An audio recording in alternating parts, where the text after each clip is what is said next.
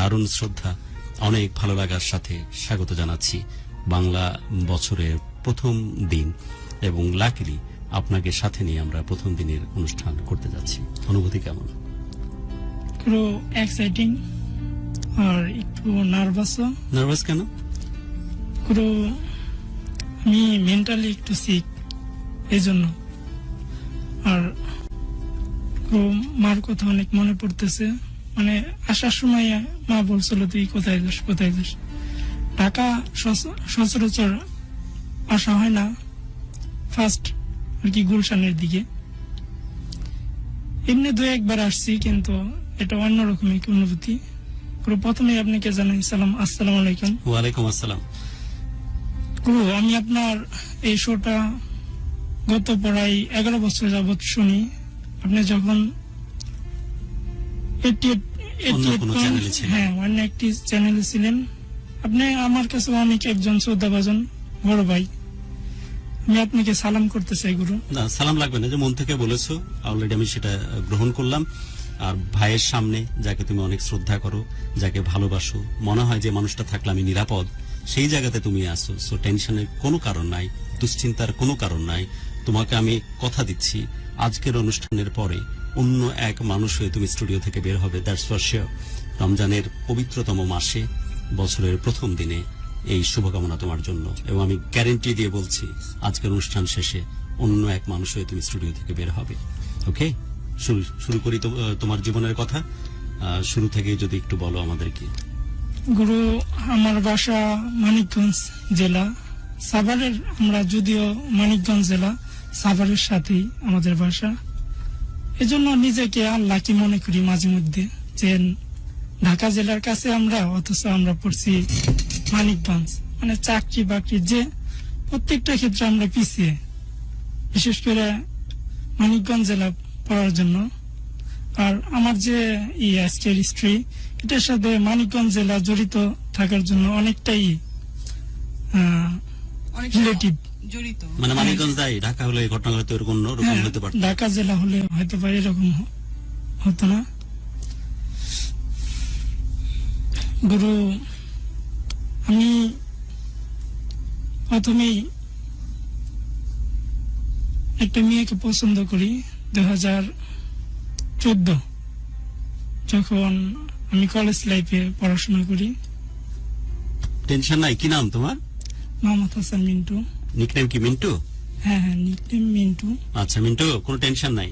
প্রথমে একটা মেয়েকে পছন্দ করো, তারপর আমি ভাবছিলে যে পরে আবার ছেলেকে পছন্দ করছো, মানে একটাই মেয়েকে পছন্দ করছো তুমি? জি। ওকে মিন্টু, তারপর? গুরু, আমি আপনার এই লাইভ শোটা দেখতাম, দেখতাম অনেক কিউট কিউট কাপল, তাদের স্ত্রী গুলা শুনতাম, ভাল লাগতো। আমার লাইফে এমন একজন আসতো যে সবটা ছিল শুধু আমার। আমি একদিন এই হট সিটে আলঙ্কিত করব, মনের ভিতর একটা আশা ভরসা ছিল যে একদিন যাব, সবার মতন আমার গল্পটা যেন পূর্ণতা পা। সেই থেকেই আর কি মনের ভিতরে একটা স্বপ্ন ছিল। প্রথম একটা মেয়েকে পছন্দ করলে, তারপর? আমিও কয়েকদিন হলো একটা দেশ থেকে আসছি, শোন, ওখানে না মেয়ে আছে না ছেলে আছে, বেশিরভাগই হচ্ছে ক্রস, বুঝতেছিস? এনিওয়ে, তো তুমি বললে প্রথম একটা মেয়েকে পছন্দ করলে, তারপর? জি গুরু, এটা 2014 সাল, কলেজ লাইফ। বন্ধু বান্ধবের সাথে তেমন মিশা হইতো না। আমার লাইফটা ছিল পড়ালেখা টু কলেজ। আর ছেলে বন্ধুদের সাথে মিশতাম, অনেক লাজুক ছিলাম, ইমোশন আছে মনে। ছেলেদের ইমোশন একটু কম দিলে অসুবিধা নাই। যখন ওকে ভাল লাগে আমি ক্লাস রুমে তাকায় থাকতাম, দেখতাম যে ও তেমন মিশে না আমার মতন। কিন্তু আর চোখে দেখতে না সামনাসামনি ওই সাহস তো হতো না তোমার? না, আর চোরের মতো সামনাসামনি না, মানে আপনি যেটা বলছেন চোরের মতন চুপচাপ তাকায় থাকতাম আর দেখতাম। এখানে 3বার তাকাইছে তুমি টেক্কা দেখে, আমি খেয়াল করছি তখন। মুখ তোমার দিকে, মনিটা দেখে দেখে ঘুরতেছে, তখন বুঝছি যে অবশ্যই তুমি প্রিয়াঙ্কাকে দেখতেছো, এটা দোষের না। তারপর? জি গুরু, ওর চুলগুলা, বিশেষ করে চুলগুলা অনেক ভালো লাগতো, বড় বড় চুল ছিল কোমর পর্যন্ত। এরপরে ওর নামটা আমি জানতাম নাফিসা। পরে আমার এক ফ্রেন্ডের হেড নেই যে ওর নাম কি, ওর ফেসবুক আইডি কি, ওর আইডিটা আমাকে এনে দিতে পারবি? ও বলে ঠিক আছে আমি দেখতাছি। ওরা বললো ওর আইডির নাম নাফিসা সাফা। ওরে পুরো আমি আচ্ছা, সার্চ এখন যে নামটা বলে দিলেন ওই আইডিটা তো মানুষজন পেয়ে যাবে। সাফার পরে একটা ওয়ার্ড আছে সেটা সে বলেনি।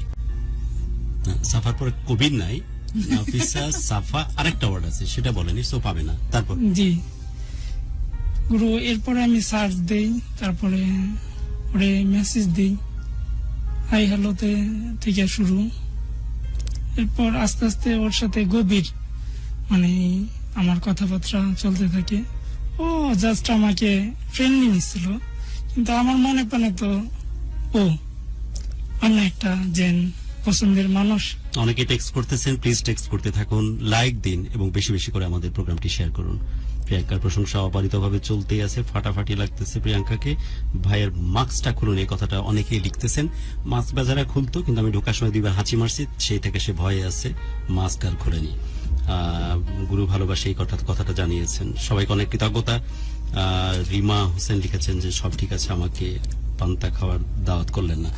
আচ্ছা, পান্তা খাওয়ার দাওয়াত থাকলো। আমরা যাচ্ছি আবার মিন্টুর কাছে। মিন্টু, তারপর আইডি পাওয়া গেছে, সার্চ করে দেখলে হাই হ্যালো শুরু হলো। জি গুরু, এরপর ভালো বন্ধুত্ব। প্রতিদিন সকালে আমি ছন্দ লিখতাম, ছন্দ লিখে ওর মেসেজে ইনবক্সে দিতাম।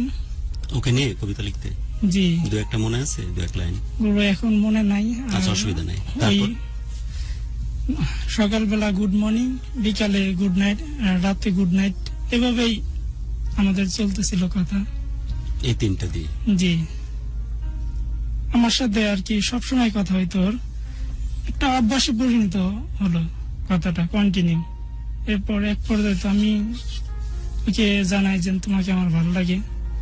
পরে ও আর কি গুরু, আমি তো দেখতে কালো, ও ফর্সা, ওইভাবে আরে না- এগুলো কালারই চলতেছে। এই যে কালার ব্ল্যাক ডায়মন্ড, এই ব্ল্যাক চকলেট এখন চলতেছে বিদেশে, আমি বহুত দেখলাম মানুষ এগুলো করার জন্য রোদের মধ্যে পড়ে থাকে। এগুলোই চলতেছে মার্কেটে এখন।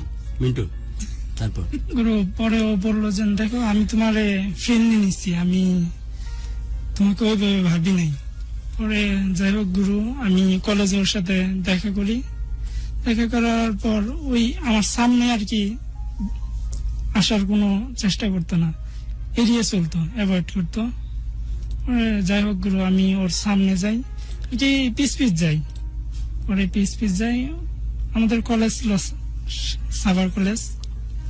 পরে পিছনে গেট দিয়ে আমি ওর পিস পিস হাঁটি, দেখি যে ওই ওর বাসা কোনটা। আমি এটা দেখার জন্য শুধু ওর পিস ধরি। পরে ও অনেক ক্ষিপ্ত হয় আমার উপরে। ক্ষিপ্ত?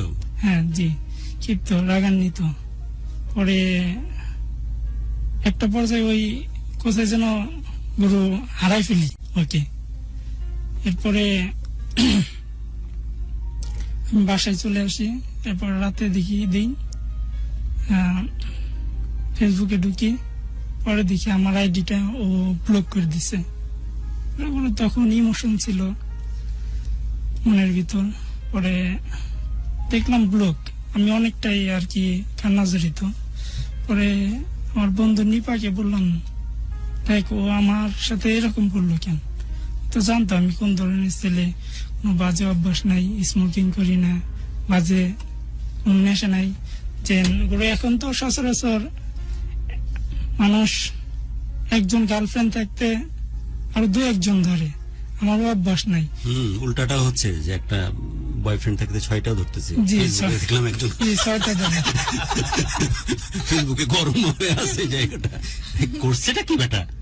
শালার একটা নোবেল দে রে। আমার উদ্দেশ্য ছিল একজন, সম্পর্ক একটাই করব, তাকে বিবাহ করব, সারা জীবন তার সাথে থাকবো। পরে ওদের সাথে আমি গুরু আমার যত সবকিছু শেয়ার করতে থাকি। ওরা বললো, দেখ তুই যে ছেলে, তোর কপালে ভালো কিছু আছে, তুই এভাবে কান্নাকাটি করিস না, দেখি আমরা কিছু করতে পারি কিনা। এরপরে গুরু আমি কলেজে যাই ওর সাথে দেখা করি যে তুমি এরকম করলো কেন। পরে ওই আমাকে অ্যাভয়েড করতে থাকে। ও ও আবার আমাদের ক্লাসেরই আমার এক ক্লাসমেট, ও আবার করতো বাজে নিশা সে করতো। গুরু আমি ওর নামটা বলতে চাইতেছি না। কারোরই নাম বলা দরকার নাই, শুধু গল্পটা কন্টিনিউ করো। তারপর জি গুরু, পরে ওই দেখে আমার উপরে ক্ষিপ্ত, আর ওরে দেখলে তো গুরু আমার জেলাস ফিল হইতো, যে কি একটা কি ওই কি আর ওই ছেলে কি, ওর সাথে ওর যাই কিনা, ও তো নেশাখোর। ওর সাথে কি ক্লোজ হচ্ছে মেয়েটি? জি। আচ্ছা, ওর গায়ের কালার কেমন?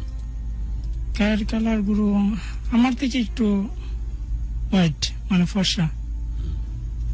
পরে আমি বললাম, দেখছো নিপা কি ওর কি অবস্থা, এই ছেলেকে ধরলি তো জীবন সুখ পাইব না, ও তো আরো 10-12টা মেয়ের সাথে সম্পর্ক করে। পরে গুরু আমি কিছুতে ওরে আর কি করতে পারতাম না, এভাবে যাই হোক আমি অ্যাভয়েড করতে থাকি, ওকে বলার চেষ্টা করি। রাত হলে গুরু কান্নাকাটি করতাম, মনে পড়তো, ছবি দেখতাম। রীতিমতো কাঁদতা তুমি?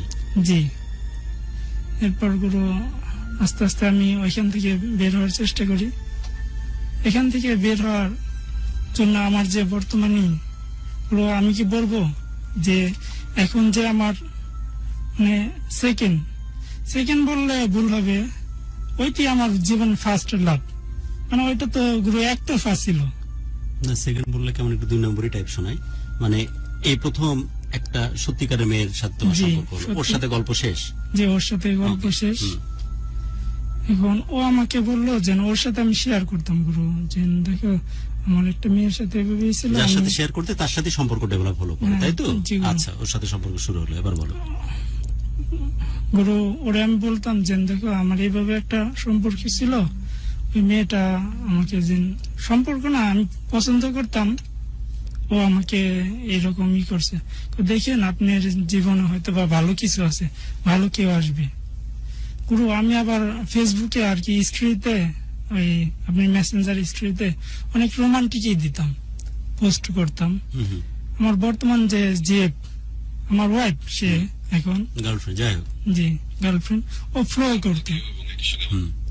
ফলো করতো, ও দেখতো যে ছেলেটা অনেক ভালো, অনেক সুন্দর সুন্দর ছন্দ লেখে, তারপরে বিভিন্ন রোমান্টিক ছবি পোস্ট করে, ও আমাকে ফলো করতো। পরে আমি একদিন রোমান্টিক ছবি কি তোমার নাকি বিভিন্ন জায়গা থেকে কাট করে নিয়ে এসে দিতে? গুরু বিভিন্ন জায়গা থেকে কাট করা কপি। কাট কপি দিতে, আর এদিকে ছন্দ বানাইতা।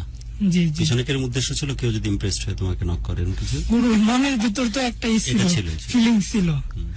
গুরু, ওই ফিলিংস থেকে আমি এগুলা দিতাম। হুম। পরে যাই হোক ওর সাথে আমার পরিচয় আর কি, প্রথম কথা 2019 সালের সেপ্টেম্বর মাসে, সেপ্টেম্বর বা অক্টোবর এরকম।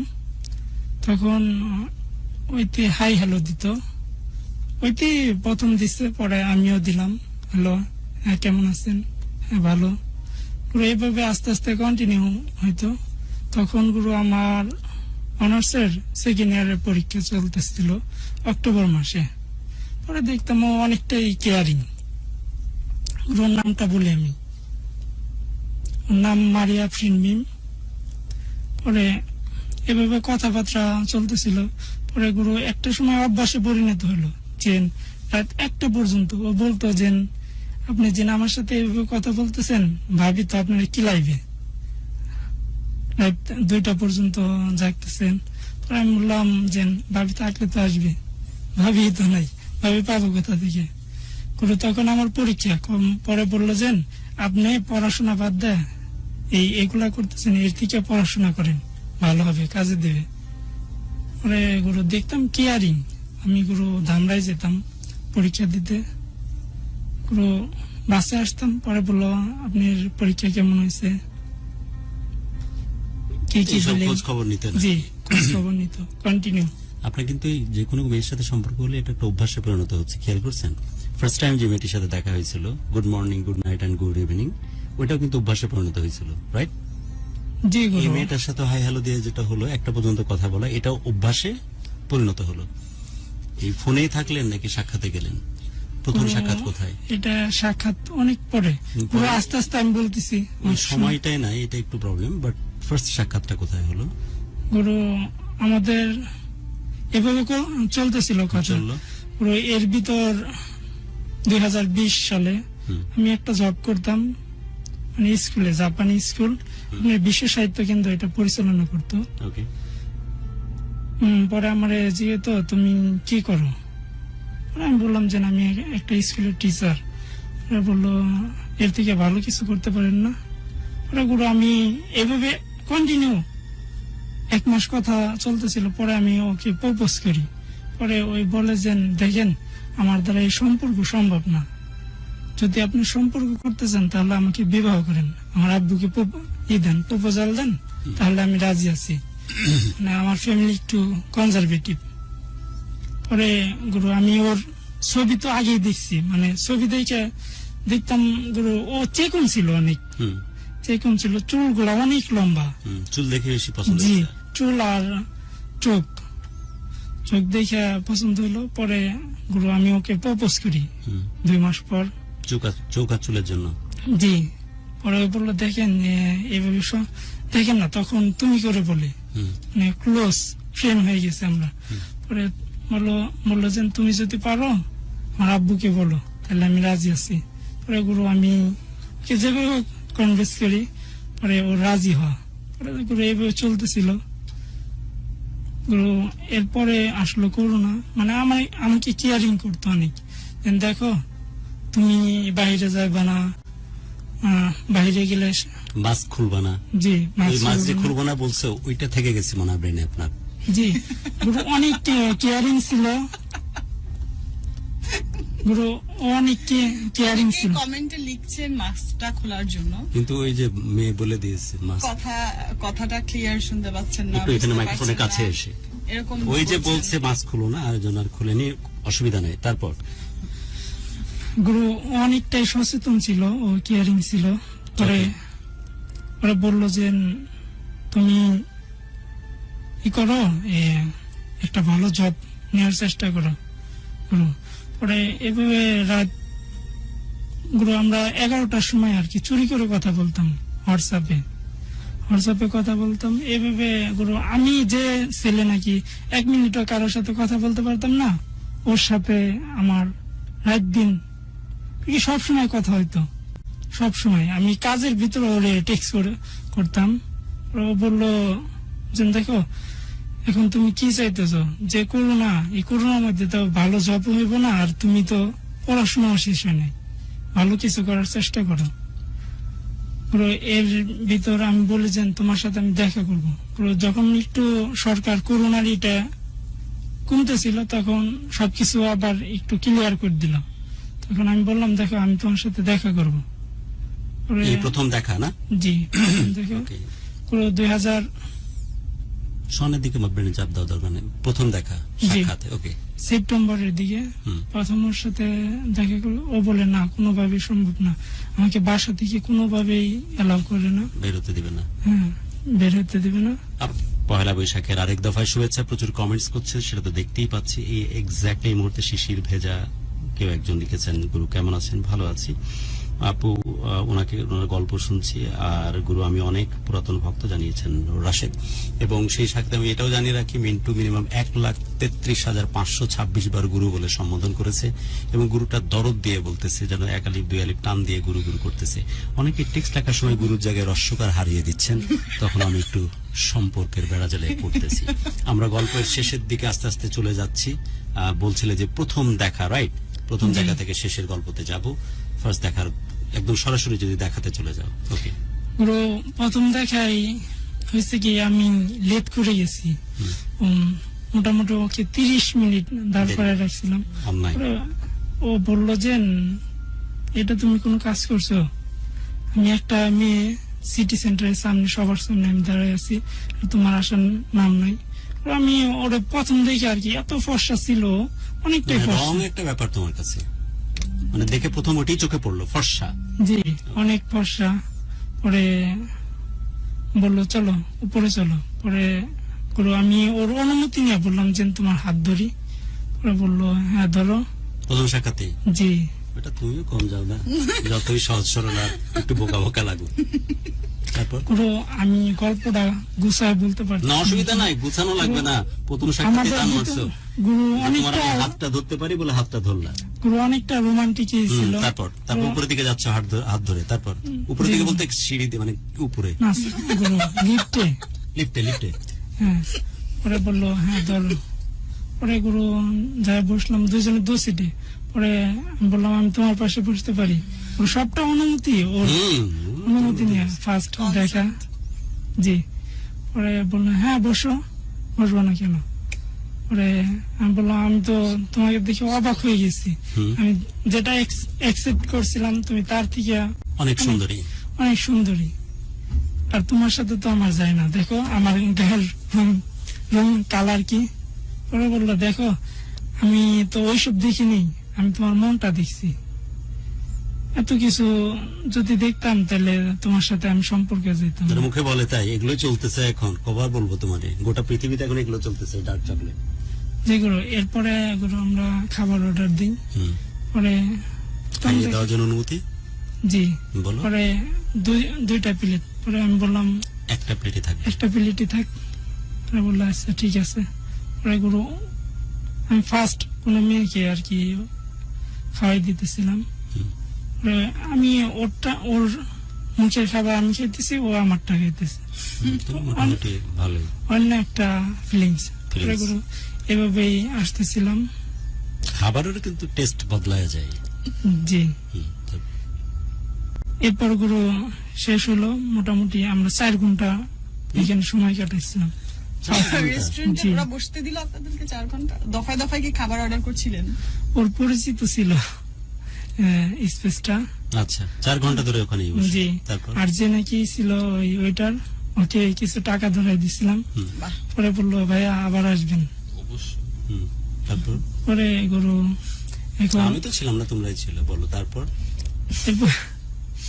এরপর ওকে আমি বাসায় দিয়ে আসি। পরে বললাম যে আমি দিয়ে আসি তোমাকে। ও বললো না দেখো আমার বাসা পর্যন্ত তুমি যাইতে পারবে না, আমাদের কলেজ পর্যন্ত তুমি যাইতে পারবে। ওকে, ও আবার আমার 1 ইয়ার সিনিয়র জুনিয়র ছিল, আমি ওর 1 ইয়ার সিনিয়র, যদিও আমার গ্যাপ ছিল 2টা বছর। এর পরে ওকে দিয়ে আসি গুরু আমি রিক্সায় গুরু। পরে আমি বলি হুক লাগাই, তো বললো, লাগাও। বাট অনুমতি ঠিক নিচ্ছ তুমি, জি, অনুমতি নিতেছি। আর মোটামুটি আগায় যাচ্ছ। জি, তো এভাবে চলতেছিল। পরে কোথায় চললো বললো না তো, রিক্সায় উঠলো, হুডটা তুললো, তারপর জি, পরে দেখতেছি ওই ঘামতেছে অনেক। পরে আমি বলি ঘামটা মুছে দিই। তুমি তো অনেক ঘামতেছো, ঘামটা মুছে দিই।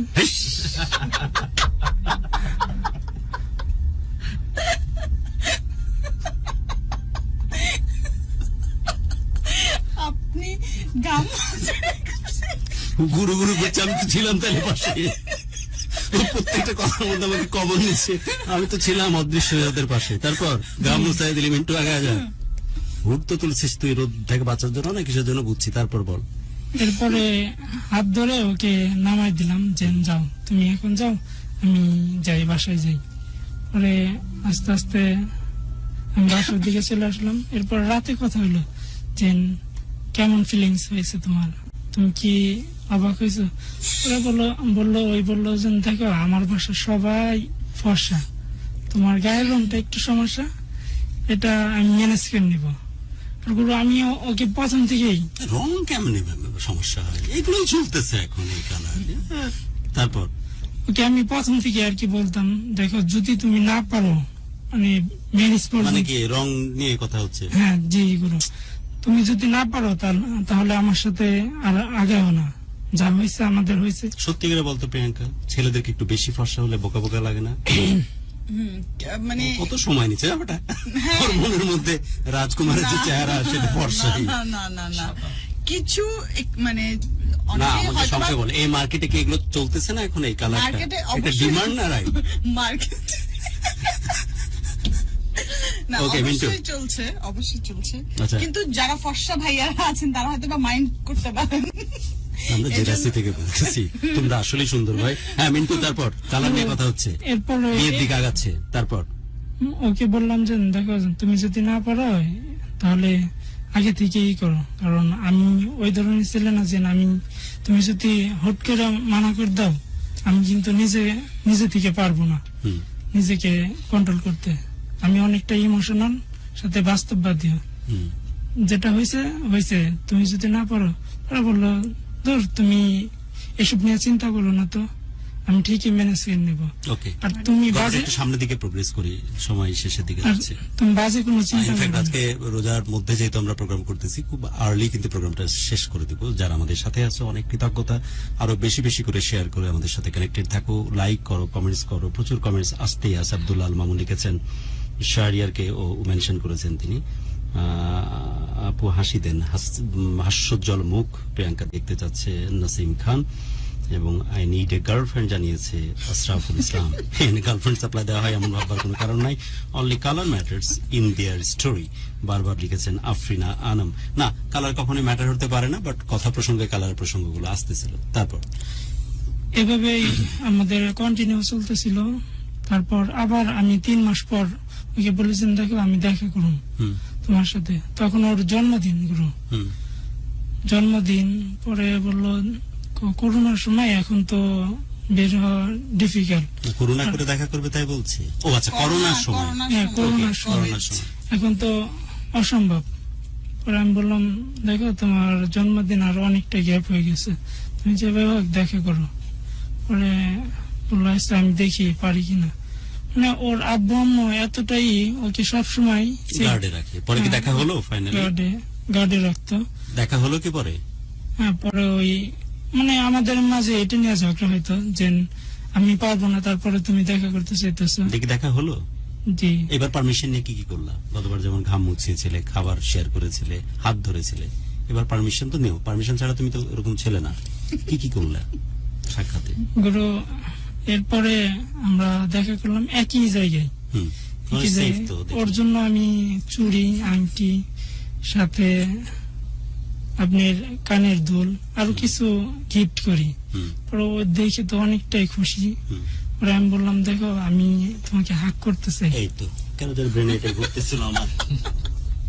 বলিনি, লোকে ভাববে যে বেটাও ছিল পাশে।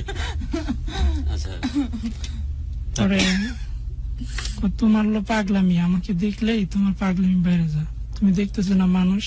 পরে গুরু ওই পাশে আবার আমি দেখতেছিলাম যে অপর সিটে হুম, যে দাড়ি রাখা হুজুর টাইপের, সে তার ওর মন আছে, ওইটা মেনশন করা দরকার নাই। তারপর গার্লফ্রেন্ড। পরে আমি বললাম দেখছো তারা কি করতেছে, আর তুমি আর আমি কেন পারবো না, তারা যদি পারে আমরা পারবো না কেন। ওরা গুরু খাওয়া দাওয়া হইলো, ওরা বললো আচ্ছা ঠিক আছে তুমি ধরো। পরে গুরু মানে হ্যাঁ জি বললো হাক করো। পরে ওরা হাক করলাম। পরে আমি বললাম আমি তোমাকে কিস করতে চাই। কস কি বেটা। আচ্ছা যাই হোক, রাতের পবিত্রতাও নষ্ট না হয়ে যায়। তুই মানে মোট কথা ভালো ছেলে, ভালো, তুই পারমিশন ছাড়া কিছু করিস না, একটার পর একটা সামনের দিকে আগাচ্ছিস, তাই তো? জি, দেন যা যা বলছিস সেও কিন্তু না একটাতেও করেনি, একটু সময় নিচ্ছে, বাট ওটাতেও রাজি হয়েছে, তাই তো? ওরা বললো তুমি কি পাগল হয়েছো, না, এগুলো বলছে দিয়ে পরে রাজি হয়েছে। পাবলিক প্লেসে এরকম করতেছো। আচ্ছা, এগুলো হলো, তারপরে পরে এগুলো যাই হোক ই করলাম।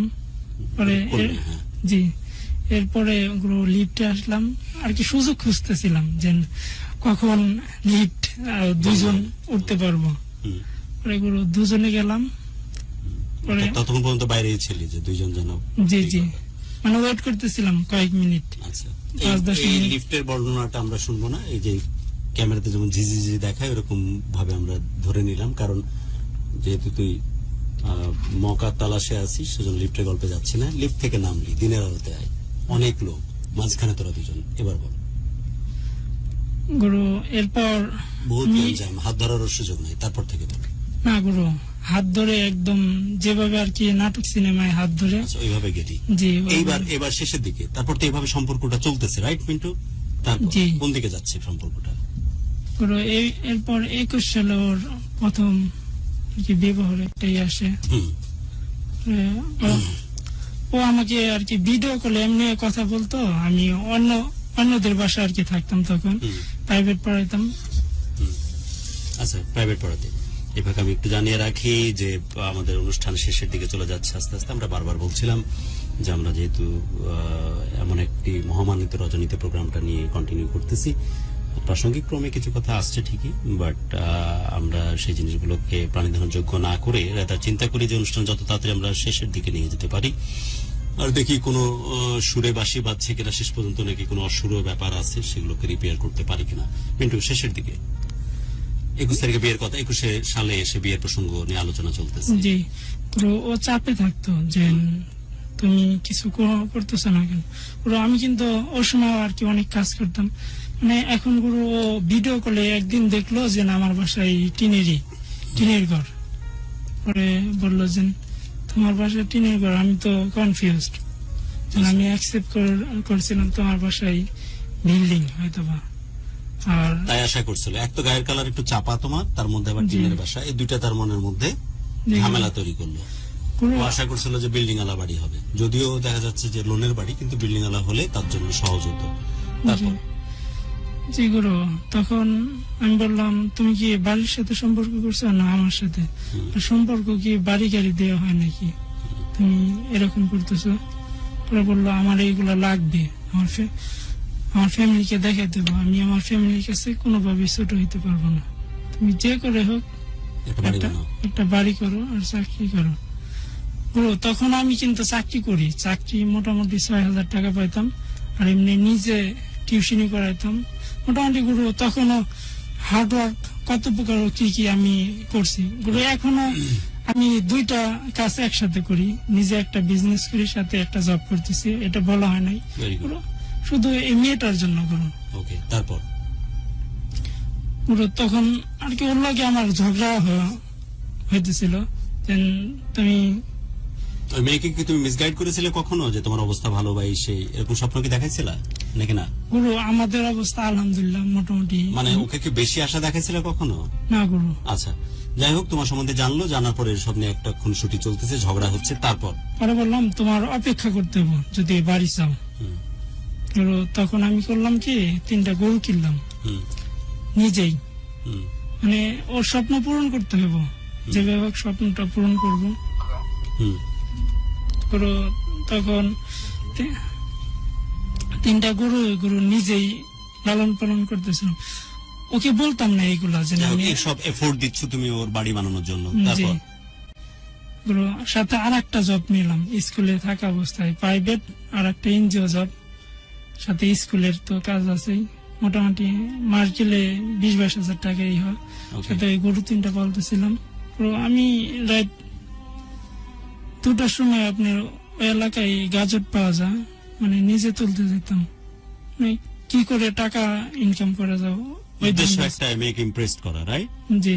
জব করতেছো, গরু পালতেছো, গাজর তুলতে যাচ্ছ রাত বিরাতে, যে নিজে নিজে করলে হয়তো খরচটা আর একটু বেশি বাঁচানো যাবে, এরকম।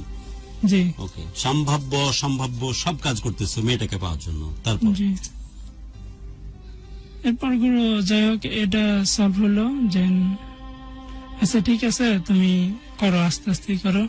এরপর গুরু আমরা আর কি দুজনেই এমনি বিবাহ পড়াই, মানে একটা ছেলেকে মোবাইলে রাইখে, একটা ছেলে থাকে আমার পাশে, পরে দুইজনে আর কি কবুল বললাম, চূড়া পরে সবকিছুই করে।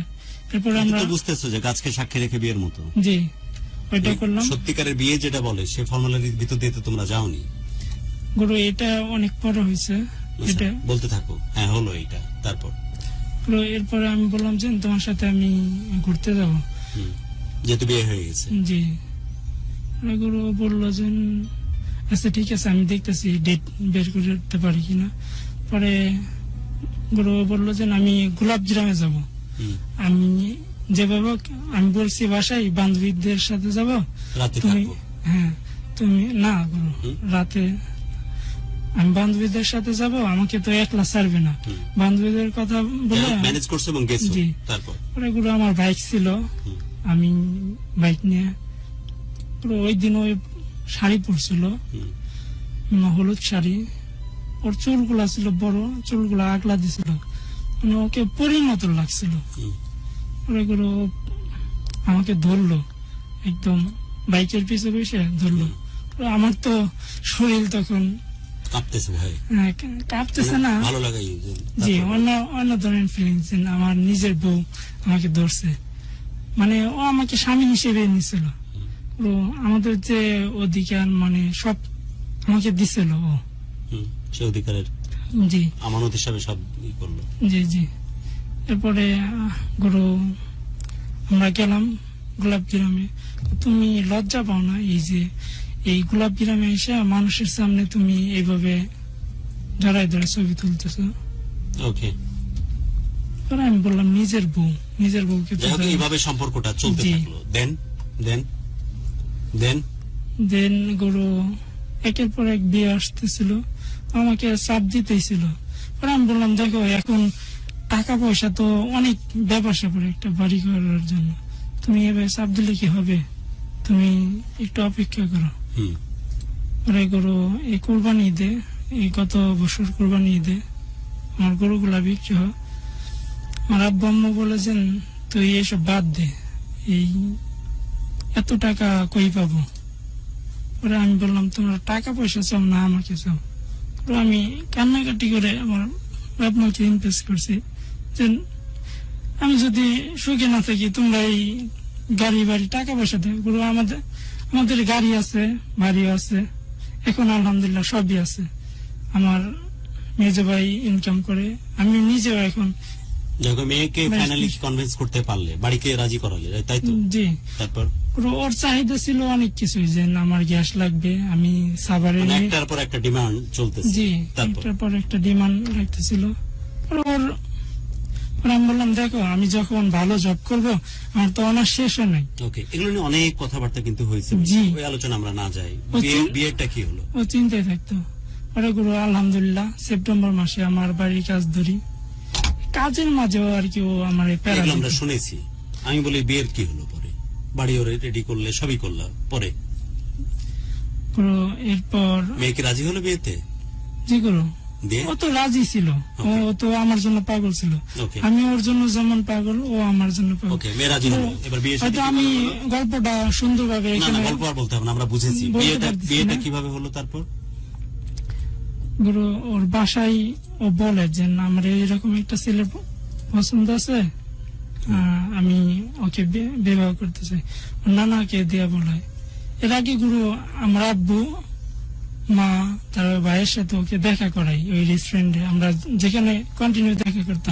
ফর্মাল দেখাটা করে বিয়ে কি ফাইনালি হয়েছে পারিবারিক ভাবে? গুরু পারিবারিক ভাবে না।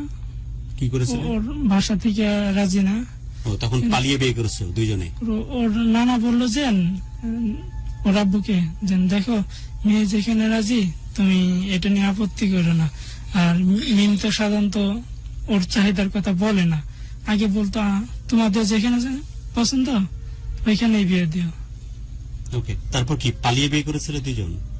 গুরু আর স্টোরি এখানে প্রয়োজন নাই, পালিয়ে বিয়ে করেছিল দুইজন। জি, এই গত বছরের অক্টোবর মাসের 27 তারিখে গুরু এই আমাদের বিয়ের কাগজপত্র।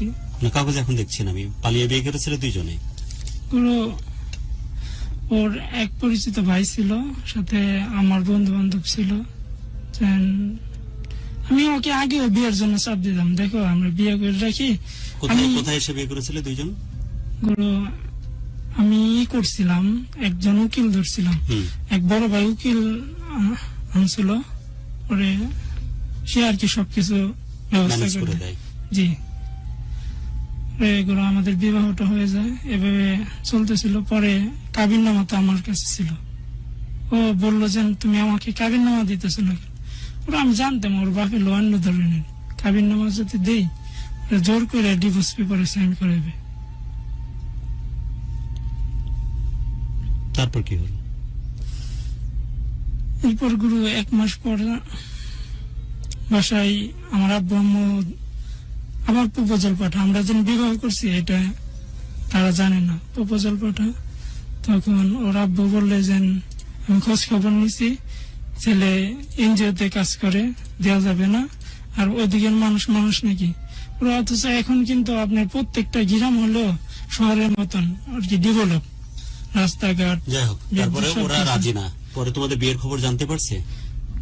এরপর ওরে আটকায় রাখে, মানে যখন প্রপোজালটা পাঠায় তখন ওরে আটকে রাখে।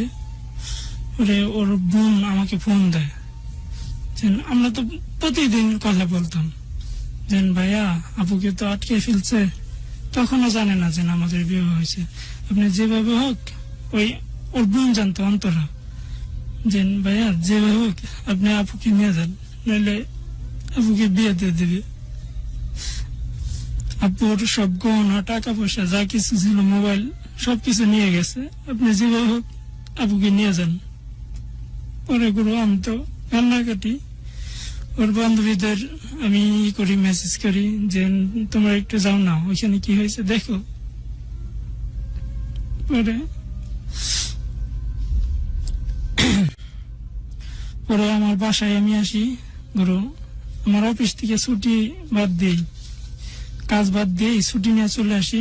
পরে আমার আব্বু আম্মুকে আমি জড়াই ধরে কান্নাকাটি করে বলি যে তোমরা তাড়াতাড়ি ওদের বাসায় যাও, কাগজ নিয়ে যাও, যে আমরা বিবাহ করছি, যেভাবে ওকে নিয়ে আসো।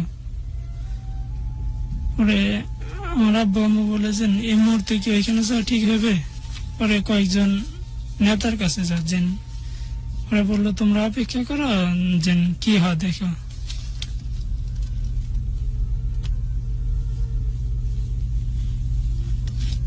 তারপর এরপর আমার মা সাথে আমার মালয় মা ওই বাসায় যা।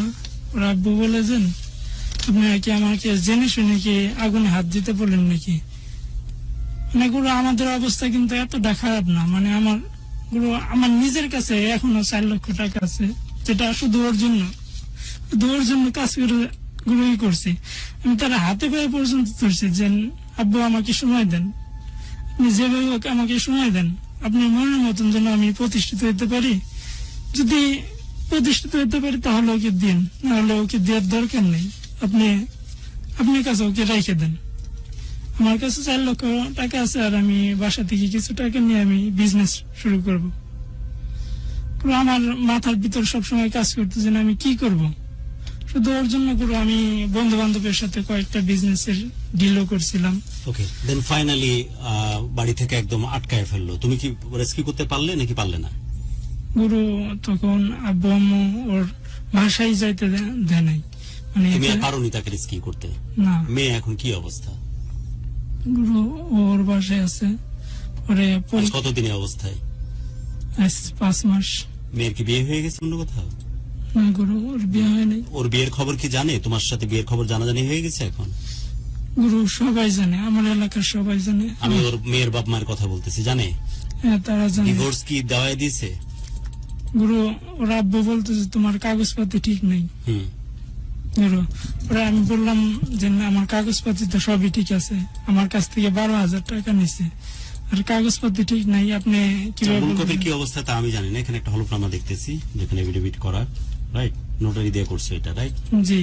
এবং ওর বয়সটা সবকিছু 99 দেখলাম, তার মানে প্রায় 22-23 বছর বয়সে সে বৈবাহিক সম্পর্কে জড়িয়েছে সিগনেটরি হিসাবে, এবং বাকি যারা আছে সাক্ষী টাকি সবই এখানে দেখতেছি। এখন মূল কাগজের কি অবস্থা তা জানা নাই। So this all about. এখন ওকে বৈবাহিক ছবিও এখানে দেখা যাচ্ছে। হ্যাঁ, আমি অলরেডি একটা ছবি দেখতে পাচ্ছি এখানে। এটা কি বিয়ের পর পর, মানে ওইখানে যখন বিয়েটা হয় তারপর পরে তোলা ছবি এটা? জি। আচ্ছা, তুমি আমার কাছে ভিডিও আছে, সবকিছু আছে।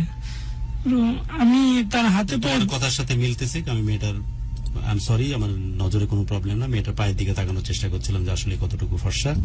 তুমি যেমন বর্ণনা দিচ্ছিলে, পাতলা গড়ন ফর্সা দেখতে মেয়েটি, এবং তোমার সাথে আমি পাশাপাশি বসা অবস্থায় দেখতে পাচ্ছি।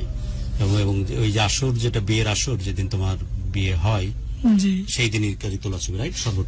ওইখানে আমার আরো ছবি আছে আমার মোবাইলে। Okay, so this is all about. Finally মেয়ে এখন আছে তার বাপের বাসায়।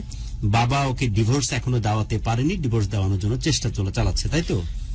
আমি অনেক মানুষ পাঠাই, তাকে অনেক বোঝাই যে আমার চাচারা আমাদের অবস্থা মোটামুটি ভালো, এটাও বলে যে কোনো ভাবেই ম্যানেজ করতে পারছো না, তাই তো? জি, শুধু ওর আব্বুই মোটামুটি সবাই রাজি হইতো।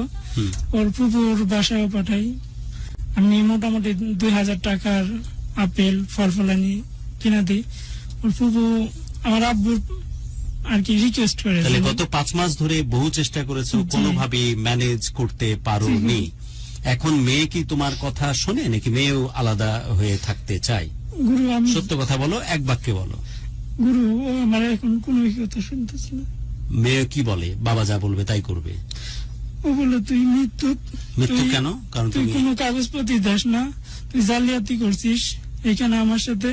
তুই যদি তোকে ফলসিফালি বিয়ে করেছিলে সেটা যখন করে না গুরু, তুমি মৃত্যু কেন বলে? তুমি কাবিননামা দিচ্ছ না তাই? গুরু কাবিননামা দেয়নি। আর ও বিয়ের আগে বলছিল 20 লক্ষ টাকা তুমি কাবিন লিখবা, যাতে গুরু 1 লাখ না। ওই সমাজকর্মের ছাত্রী ছিল, ওর মনের ভিতর নেগেটিভ চিন্তা ছিল। যাই হোক, তুমি কাবিন করছিলে কত? গুরু আমি কাবিননামা দেখিও নাই, কারণ আমার ওকে দরকার, ওরা আমাকে দরকার, কিন্তু আমি জানি না কাবিননামা। মেয়ের তো হাতে মেহেদি টেহেদি দেওয়া একদম ফুল প্রিপারেশনে নিয়েছিল যেদিন বিয়ের ছবিগুলো আমি দেখতে পাচ্ছি। এটা বিয়ের আগের ছবি। আচ্ছা, আগের ছবি। আর যে বাড়ির ছবিটা দেখলাম, এটা কি তুমি এই বাড়ি বানিয়েছো পরে? জি গুরু।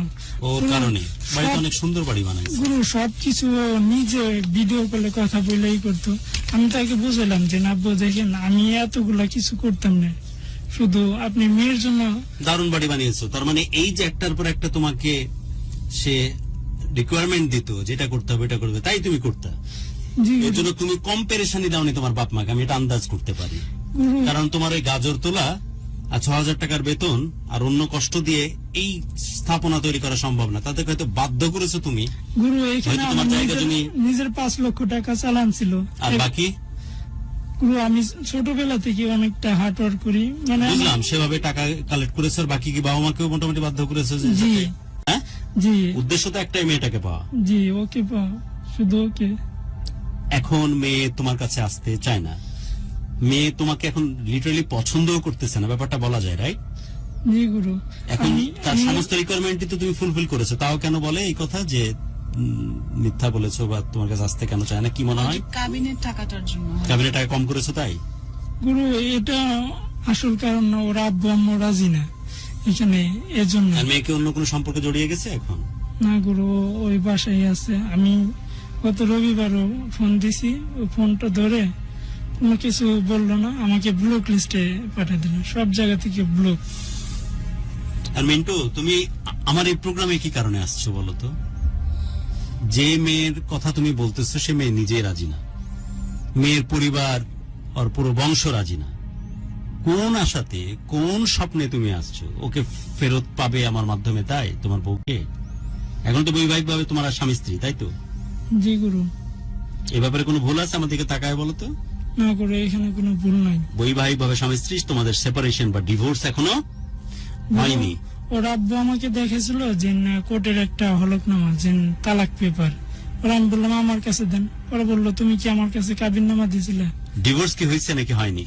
পুরো আমার কাছে কোনো কাগজ যায় নাই, নোটিশ বা কোনো কিছু আসেনি। পুরো আমি ওরা এক্সাম হলে যাইতাম, আমি নিজে আর কি চোখ দিয়ে পানি পড়তো, যে মানুষ আমাকে জড়াই ধরে কান্নাকাটি করতো যে আমাকে নিয়ে যাও নিয়ে যাও, আমি এই বাসায় থাকতে পারুম না। ওর আব্বু আম্মু কিছু বললে আমার কাছে নালিশ দিত, তুমি যেভাবে হোক আমাকে নিয়ে যাও। এখন বলো আমাকে কোন আশাতে আসছো সেটা বলো, যা বুঝার আমি বুঝছি। বাকি আমাদের অতিথিরা, স্পেশালি যারা আমাদের ভিউয়ার্স বা লিসেনার, তারাও বুঝছে যে এই সম্পর্ক তার কোনো কিছু নাই এখানে। মেয়ে রাজি না, মেয়ের বাবা মা চায় না তোমার কাছে সে ফিরে আসুক। বুঝলাম যে সে এখনো বৈবাহিক ভাবে তোমার স্ত্রী, কিন্তু কোনোভাবেই তো এখানে মিনিমাম কোনো সম্ভাবনা নাই। এই প্রোগ্রামে আসার উদ্দেশ্য কি? গুরু, এখানে আসার উদ্দেশ্যই আমি ওকে ফিরে পেতে চাই। কিসের ভিত্তিতে পাবা? কেউ তো রাজি না। গুরু, আমি তো জাদু মন্ত্র জানি না এখানে। ওকে ভুল বোঝানো হয়েছে, পুরোটাই ভুল বোঝানো হয়েছে। ও সবসময় বলতো আমি তোমাকে, শত বিচ্ছেদের পরে আমি তোমাকে চাই। সবসময় কান্নাকাটি করতো যে তুমি আমাকে নিয়ে যাও নিয়ে যাও। পুরো ও যে ফ্যামিলি মেয়ে, ওরও অনেক ভালো জায়গা থেকে বিবাহ আসতো, শুধু আমার জন্য অনেকগুলা বিবাহ ক্যান্সেল করছে। এখন জানি না গুরু ও কি করছে। গুরু, আমি এমনকি পুলিশ পর্যন্ত গেছি যে আমার জীবন আমি শেষ করে দিন না পাই। আমি অনুষ্ঠানের আস্তে আস্তে শেষের দিকে চলে যাচ্ছি। আমার মনে হয় না যেখানে কিছু অবশিষ্ট আছে। তাকে আমার দিকে, আর কথা বলার সময় মাইক্রোফোনে কথা বলার চেষ্টা করতে হবে। এখানে কিছু নাই মিন্টু। আর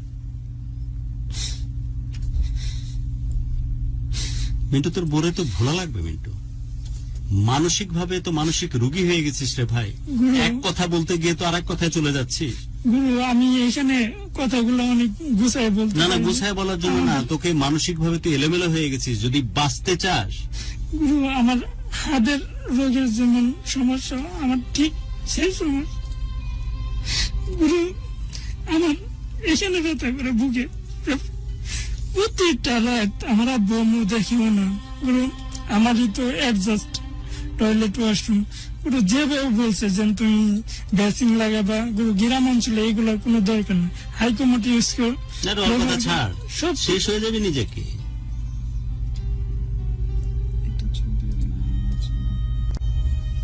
শেষ হয়ে যাবি। গুরু আমি জানি না, শুধু ওর ফ্যামিলি ভালো না আমি মনে করি। আরে নিজের মনকে বুঝ দেওয়ার জন্য এই কথা বলতেছিস। মেয়েও তো চায় না তোর কাছে আসতে, ওর পরিবার চায় না, যাকে নিয়ে কথা সেই চায় না। এর পেছনে ঘুরতে ঘুরতে তুই হেন কোনো কাজ নাই, হেন কোনো পরিশ্রম নাই যে করিসনি। ও যা বলে তাই করার চেষ্টা করিস। ওর রিকোয়ারমেন্ট জীবনেও শেষ হবে না। আচ্ছা মানলাম ওর রিকোয়ারমেন্ট সবকিছু করলি, তারপরে তো তোর কাছে ফিরে আসতে চাচ্ছে না। এই জগদ্দল আর এই ঘূর্ণিপাকের মধ্যে চলতে চলতে তুই তো শেষ হয়ে যাবি। এর কোনো মানে হয় না। আর কতই বা কষ্ট দিবি তোর বাবা মাকে? ওরা তো ঠিকই টের পায় যে আমার ছেলে সারাদিন কি করতেছে আর কি কষ্টের মধ্যে দিয়ে যাচ্ছে। তুই তো সোনার টুকরা ছেলে, নেশা ভাঙ করিসনি জীবনে, ছোটবেলা থেকে পাগলের মতো পরিশ্রম করেছি, কি সুন্দর একটা স্থাপনা তৈরি করেছি, দেখে মন ভরে গেল। এই কারণে যখন তোর রক্ত পানি করা টাকা আছে, যে টাকা দিয়ে তুই কষ্ট করে এগুলো করেছিস, দিন রাত পরিশ্রম করে। গুরু আমার এই বাড়িটা করতে মোটামুটি 25 লক্ষ টাকা গেছে, এত টাকা আমার কাছে ছিল না। তোর বাপ মা যখন দেখে যে এরকম একটা হীরার টুকরা ছেলে সারা রাত ধরে কাঁদতেছে, সবই তো টের পায়। তাদের ভিতরটা কি বলে বলতো? আর কতকাল থাকবি এসব অন্ধ এরকম বাজে নেশার মধ্যে? এখান থেকে বের হয়ে যা, শেষ হয়ে যাবি তুই। এতটুকুন বয়স, এখনই বলতেছি যে বুকের বাম পাশে চাপ ধরে তাকে ব্যথা ব্যথা করে, কখন শেষ হয়ে যাবে? আমি দম বন্ধ হয়ে একদম আমার দম বন্ধ হয়ে আসে এগুলা ভাবলে। যে মানুষটাকে আমি নিজের হাত দিয়ে খাওয়াই দিয়েছি, একটা হায় রে, সন্তানকে যেভাবে গুরু লালন পালন করে আমার সম্পর্কটাকে ওইভাবে জড়াই রাখছি। তুই কি চাচ্ছিস যে একবার কথা বলার চেষ্টা করি? গুরু চেষ্টা করেন। ফোন দি, ফোন তো ধরবে না, ধরলে হয়তো আমাকে অপমান করে দিবে, তাও ফোন দিচ্ছি। আমাকে অপমান করলে করলো, আমি তো এতদিন ধরে তোদের জন্য কথা বলতে বলতে আমার চামড়া মোটা হয়ে গেছে।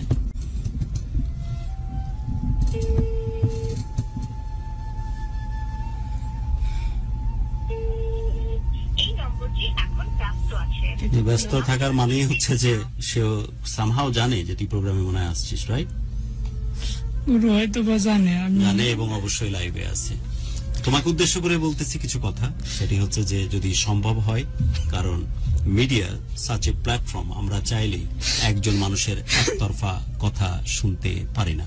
আমি পরিষ্কারভাবে অনুমান করতে পারছি যে তুমি আমাদের অনুষ্ঠান দেখছো, এবং ওর কথাগুলো, মিন্টুর বলা কথাগুলো যদি সত্যি হয়ে থাকে, তাহলে তোমারও অধিকার আছে তোমার পক্ষ থেকে যে কথাগুলো সত্যি, যেটার কারণে তুমি এই স্ট্যান্ড নিয়েছো, যার সাথে ওর কথা অনুযায়ী ওর কথাগুলো যদি আমি সত্য ধরে নিই যে অনেক দারুণ একটা সম্পর্ক ছিল তোমাদের মধ্যে, সেই সম্পর্কগুলোকে পেছনে ফেলে এখন সামনের দিকে মুভ অন করতে চাচ্ছ, করতেই পারো, বাট তোমার জায়গা থেকে যদি সত্যি কিছু বলার থাকে, কারণ মিডিয়াতে কোনোভাবে একতরফা কথা বলা বা একতরফা কথা শোনা উচিত না। আমি সব সময় ভাবি যে তাই তোমাকে বলতেছি যে তোমার যদি কথা বলার থাকে, প্লিজ আমাদের ফোনটা অ্যাটেন্ড করো, দেন তোমার পক্ষ থেকে যদি কিছু বলার থাকে সেই কথাগুলো বলো।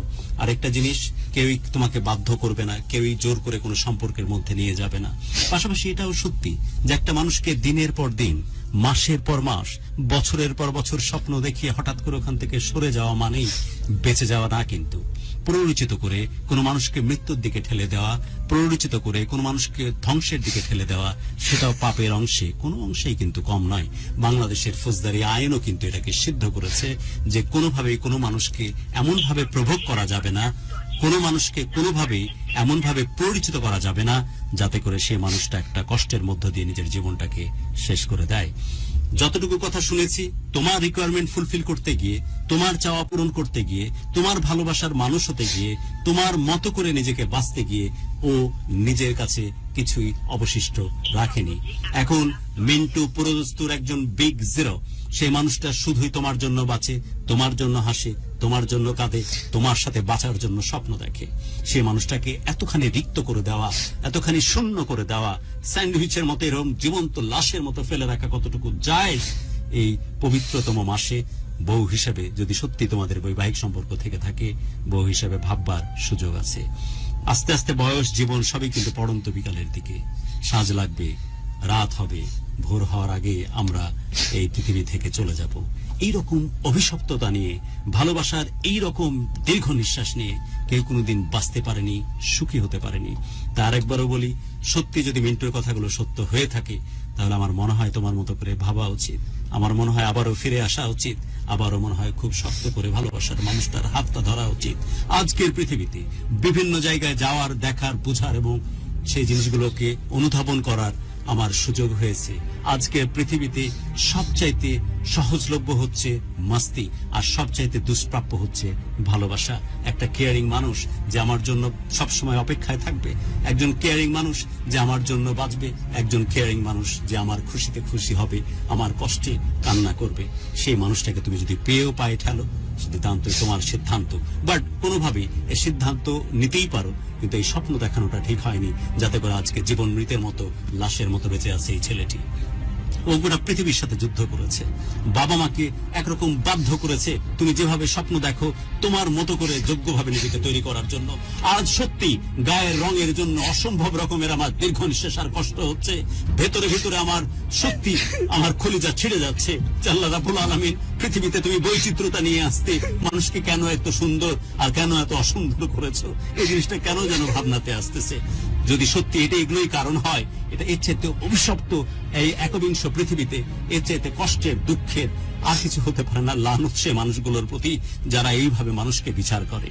এবং গর্ব হচ্ছে এটা চিন্তা করে যে ভালোবাসার যে দীক্ষার কথা আমি এতে শাম বলি, যে ভালোবাসার স্বপ্ন আমি মানুষকে দেখাই, ভালোবাসার কথা বলতে বলতে আমি যখন পাগল হয়ে যাই, তখন এইসব মানুষগুলো ভালোবাসাটাকে তখন তার ধ্যান জ্ঞান, পবিত্রতা এবং ধর্ম মনে করে, এবং ধর্ম মনে করে সেই মেয়েটির ভালোবাসা পাওয়ার জন্য জীবনের শেষ স্থান পর্যন্ত সমস্ত কিছুই বাজিতে ধরে। তখন ওই মেয়েটি তাকে খালি করে দিয়ে চলে যায়। ওকে আমি সবসময় বলছিলাম যে তুমি যদি না পারো আমাকে মানা করো, আগে উচিত ছিল বিজনেস করব। এই প্ল্যাটফর্মে ওকে তোলা উচিত হয়নি। যে প্ল্যাটফর্ম, যে ট্রেন কখনোই প্ল্যাটফর্ম দিতে পারবে না, কোন স্টেশন দিতে পারবে না, উচিত হয়নি এই মানুষটিকে ওই প্ল্যাটফর্মে ট্রেনে। আমার এইসব বাড়ি ঘরের কোনো প্রয়োজন ছিল না। দেখ, তুই কান্নাকাটি করে বহুত কান্নাকাটি করছস, তুই তোর মতো করে চাইয়ে দেখতে পারস। যদি সে আমার সাথে যোগাযোগ করতে পারে, ফোনে যদি আসে, আমি কথা বলবো, তাকে উদ্দেশ্য করে কথা বল। তোর গল্প, কষ্ট সব ভেতরে রেখে দে, তার কাছে তুই তাকে অ্যাড্রেস করে কথা বলতে পারিস। আর আমি এই ফাঁকে লাস্ট একবার থেকে 2বার ফোনে তাকে নেওয়ার চেষ্টা করবো। আমি অনুরোধ করব, আশা রাখবো যে তুমি আমাকে রিফিউজ করো, আমাকে যা ইচ্ছা তাই বলো, বাট আমার ফোনটা ধরো এবং তোমার অনুমতি নিয়ে আমি কথা বলতে চাই। এবং তুই যদি তোর এই ভালোবাসার মানুষকে ফিরে পাওয়ার জন্য যা তোর ভেতরে আকুতি আছে, যে কথাগুলো আছে সেগুলো বলতে চাস, মিন্টু বল।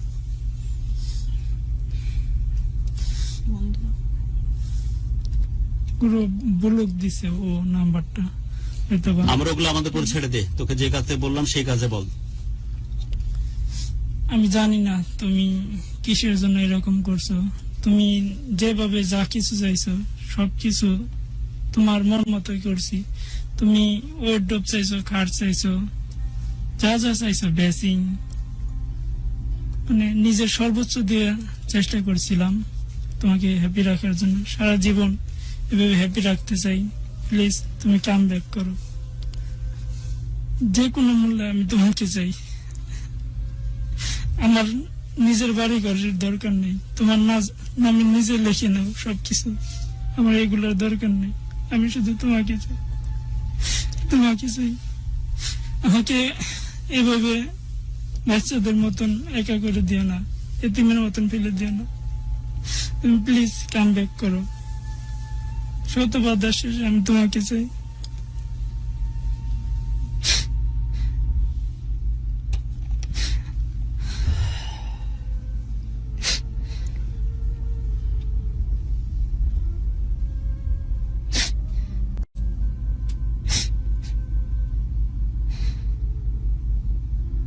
লাস্টবারের মতো একবার ফোন দিয়ে দেখি, একটাই নাম্বার, শেষবারের মতো ফোন দিচ্ছি তোমাকে, ভরসা রাখতেছি রিফিউজ করবে না।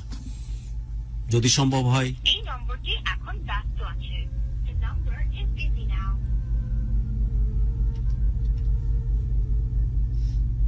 ব্লক করে দিছে।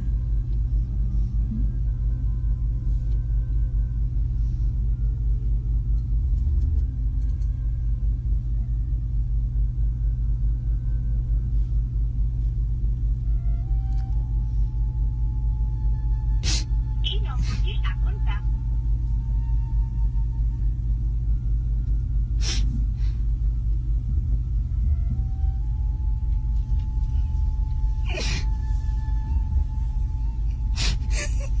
ভাই তোমরা স্বপ্ন দেখাও কেন মানুষকে? কে তোমাদেরকে বাধ্য করে? গুরু শুধু এখানে এখানে যেসব ছবি দেখতেছি, যেই সব, আমি তো এগুলো দেখাতে পাচ্ছি না, কারণ এটা প্রাইভেসি ডিসক্লোজ করা, এটা একটা অফেন্স, এই কারণে দেখাতে পাচ্ছি না। যে ছবি দেখতেছি তোমাদের সাথে ক্লোজেস্ট একটা রিলেশনশিপ ছিল, একদম সামনে আমি চোখে দেখতেছি। এখানে কেন স্বপ্ন দেখাও? এই যে এক্সট্রিমলি রোমান্টিক তোমাদের মুহূর্ত, এগুলো থেকে যদি সত্যি এভাবে দূরে যাবে, তাহলে এত দূর কেন টেনে নিয়ে আসো? যদি ওর কথাগুলো সত্য হয়ে থাকে, বা তোমার সাথে যদি অনলাইন কিছু করে থাকে, সেগুলো তোমরা আমাদের সাথে শেয়ার করো। জরুরি না যে অনলাইনে শেয়ার করতে হবে, তুমি চাইলে ফোনে এমনি কথা বলতে পারি। আর যদি সত্যই তুমি কোনো কারণ ছাড়া, কোনো যৌক্তিকতা ছাড়া এই ছেলেটিকে এরকম করে ডাম্প করে দিয়ে চলে যাও, তাহলে কেন এই স্বপ্নগুলো দেখাও? আরে ভাই, এই কান্না, এই চোখের পানি, এই দীর্ঘ নিঃশ্বাস, এতটুকু যথেষ্ট, অভিশপ্ত হয়ে যাবে জীবন। ঠিক না এগুলো, এগুলো আসলেই ঠিক না। তুমি সম্পর্ক করো, মস্তি করো, নো ইস্যু, বাট কোনোভাবে মানুষকে এরকম স্বপ্নের দিকে নিয়ে যেতে হয় না যে স্বপ্ন কখনোই পূরণ হবে না। সে ট্রেনের সওয়ারি কখনোই করতে হয় না যে ট্রেন কখনোই প্ল্যাটফর্মে দাঁড়াবে না। তুমি হয়তো স্বাভাবিক হয়ে যাবে, ও তো শেষ। গুরু প্রতিনিয়ত আমার মনে পড়ে আমাদের সময়গুলো। অনুষ্ঠান শেষ করছি আমি, অনুষ্ঠান শেষ করতেছি। কিছু ফোন কল নাম্বারটা বলছি, 2-3টা ফোন নিতে চাই আমি পয়লা বৈশাখের কারণে। এই ফোনটা আমি ওপেন করতে চাই। 01841904904 নাম্বার, ঠিক আছে? Please dial. আজকের এই অনুষ্ঠান নিয়ে, আজকে অনুষ্ঠান সম্পর্কিত ফোন আশা করতেছি। এই গল্পের উপরে যদি আপনার কোনো মতামত থাকে আপনি করতে পারেন। আমাদের অনেক প্রশ্ন থেকে যায়, আমরা চাই সব ধরনের অংশগ্রহণ আমরা আসলে চাই আপনাদের কাছ থেকে। দেশের বাইরে যারা রয়েছেন, আমাদের হোয়াটসঅ্যাপ নাম্বারটি হচ্ছে 01841904904। আমাদের ফোন করবার জন্য একই নাম্বারে ফোন করলে আপনাকে আমরা পেয়ে যাব। তবে অবশ্যই শুরুতে নাম এবং লোকেশনটা বলবেন, কি বলতে চান সেটা বলবেন। ওকে, আমি আজকে ব্যর্থ, কোনোভাবেই ফোনে পাওয়া যায়নি। হয়তো আমি চেষ্টা করতাম জানবার যে আসলে কোনো কিছু ঘটছিল কিনা, তার পক্ষ থেকে কিছু বলার আছে কিনা, কিন্তু তাকে কোনোভাবেই ফোনে পাওয়া যায়নি। কয়েকটা ফোন কল দেন অনুষ্ঠান শেষের দিকে। হ্যাঁ, কথা বলুন। হ্যালো, আসসালামু আলাইকুম। হ্যালো, আসসালামু আলাইকুম। ওয়ালাইকুম আসসালাম, শুভ নববর্ষ। হ্যাঁ, শুভ নববর্ষ। কেমন আছেন ভাইয়া? আছি ভালো। যদি আজকের অনুষ্ঠান নিয়ে কিছু বলতে চান। হ্যাঁ, কেমন আছেন আপনি? আমি ভালো আছি। হ্যাঁ, আমরা ভালো আছি। আজকের অনুষ্ঠান নিয়ে যদি কিছু বলতে চান আপনি। হ্যাঁ হ্যাঁ ভাইয়া, আমি ভাইয়ের কষ্টটা শুনে অনেক কষ্ট, খারাপ লাগতেছে আমার। আপনার পাশে রেডিওটা অফ করেন। আপনার রেডিওর ভলিউমটা কমিয়ে দেন, তাহলে আর সুন্দর শুনতে পাবেন। ভাইয়া, আপনি একটা কথা বলুন তো, তোলা আকাশে দেখে এটা বলতে চাই ভাইয়া। ওটা শুনতে চাচ্ছেন? হ্যাঁ হ্যাঁ ভাইয়া। আচ্ছা, আপনার জন্য আমি শেষের দিকে আরেকবার বলবো। Thank you. ভাইয়া, আমি একটা কথা বলবো। দেখে একটা কথাটা বলে নি। আচ্ছা, কেটে গেছে। অনুষ্ঠান শেষ করতেছি। শেষ করার মুহূর্তে আরো 2-3টা ফোন নিয়ে অনুষ্ঠান শেষ করব। আর তোকে একটা কথা বলবো শেষ মুহূর্তে। তুই বলছিলি মিন্টু যে আমাকে প্রায় 11 বছর ধরে শুনিস এবং আমাকে তুই অনেক শ্রদ্ধা করিস, এবং বলছিলি যে জীবনে যে কয়েকজন মানুষকে শ্রদ্ধা করিস তাদের মধ্যে আমি একজন, তাই তো? জি গুরু। ওকে, আমি তোর সাথে কথা বলবো একটা, যদি সম্ভব হয় আমার কথাটা শুনতে চেষ্টা করিস। আমরা কিছু ফোন আরো 1-2টা নিয়ে নিই, আর এই ফাঁকে টেক্সটও কন্টিনিউ করতে থাকি। কিছু কমেন্টস নিব। একটা ফোন আসছে। আসসালামু আলাইকুম। ওয়ালাইকুম সালাম। শুভ নববর্ষ। জি বলুন। হ্যাঁ ভাই, আমি তো ওনার খুব সুন্দর গল্পটা শুনছি। আমি জি। ফার্স্টে বলতে চাই, ওরা তো মানে বিবাহের আগে অনেক খারাপ কাজ করছে, এটা ইসলামিক দৃষ্টিতে অবশ্যই। দিক থেকে আমি বলবো যে ওনার কাজটা রং হয়েছে। ফার্স্টে যদি আপনি ওনার মেয়ের পরিবারের সাথে কথা বলতো তাইলে হতো। ওনারা পাঁচটি হারাম কাজ করে গেছে, এই জায়গাতে আল্লাহ না না, এটা আপনি নিশ্চিত হচ্ছেন কিভাবে? যাই হোক, ওর আপনার অবগতির জন্য জানিয়ে রাখি যে আপনি যতটুকু পর্যন্ত নিয়ে যাচ্ছেন সম্পর্কটাকে, আমরা অফিয়ারে তার সাথে ইন্টিগ্রেট করেছি। ও বারংবার বলেছে যে অত খারাপ সম্পর্কের দিকে কখনোই ছিল না, হাত ধরা, পরস্পরের সাথে ঘোরা, এতটুকু পর্যন্ত সীমাবদ্ধ ছিল। যদিও আমরা যে মহামান্বিত রাতে কথা বলছি সেখানে কোনো কিছুরই সুযোগ নেই, কিন্তু এই সম্পর্কটাকে কোনোভাবেই সে ওই অর্থে কালিমালিপ্ত বা যা বলছেন আপনি সেই পর্যায়ে পর্যন্ত যায়নি। পরে বৈবাহিক সম্পর্কে গেছে পরিবারের অমতে, এটা দুইজনে মিলেই গেছে এবং দুইজনেই সাবালক। আমার কাছে কাবিননামা এবং এভিডেভিটের পেপারস এখানে আছে। এই অবস্থাতে বৈবাহিক সম্পর্কে যেহেতু গেছেই এবং মেয়ের প্রচুর রিকোয়ারমেন্ট যেগুলো সে ফুলফিল করতে করতে একেবারে এখন নিঃস্ব, এবার তার সমস্ত রিকোয়ারমেন্ট সে ফুলফিল করেছে, এই অবস্থায় ছেড়ে দেওয়াটা কতটুকু যৌক্তিক মনে হচ্ছে আপনার কাছে?